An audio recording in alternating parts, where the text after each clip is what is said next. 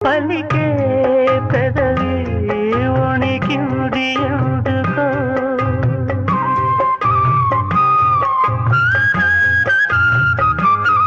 వణికే పెదవి వెనకాల ఏమిటో